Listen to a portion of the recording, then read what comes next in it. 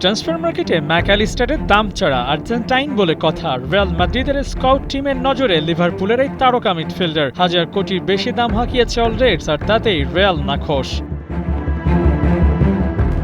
Luka মদ্রিচের replacement হিসেবে মাদ্রিদের দরকার পরীক্ষিত মিডফিল্ডার। পারফেক্ট অপশন হতে পারেন অ্যালেক্সিস ম্যাকঅ্যালিস্টার, তবে তার জন্য আকাশচুম্বী রিলিজ ক্লোজ দিয়ে রেখেছে লিভারপুল। ফ্রি এজেন্ট না হওয়া পর্যন্ত ম্যাকঅ্যালিস্টারকে নিতে হলে দিতে হবে ১০০ মিলিয়ন। এত টাকায় মিডফিল্ডার কেনার মতো চিন্তা মাদ্রিদের নাও থাকতে পারে। এই মৌসুমে এরই মধ্যে ওদের পকেট থেকে গেছে ১৭৫ মিলিয়ন। তাই দামে কম মানে ভালো ডিলের কথাই ভাববে রিয়াল মাদ্রিদ।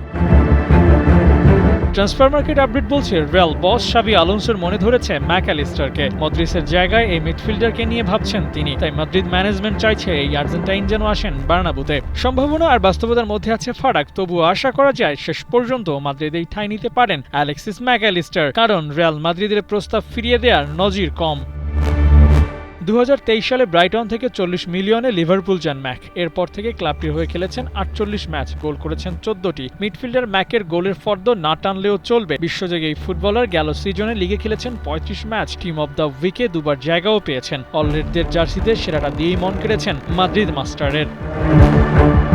তবে ট্রান্সফার মার্কেটের চড়া দাম মাদ্রিদের ম্যাকের পথের বাধা। দুই পক্ষের সমঝোতা হলে কোনো এক প্রি সিজন ক্যাম্পেইনেই তাকে দেখা যেতে পারে লস ব্ল্যাঙ্কোস জার্সিতে।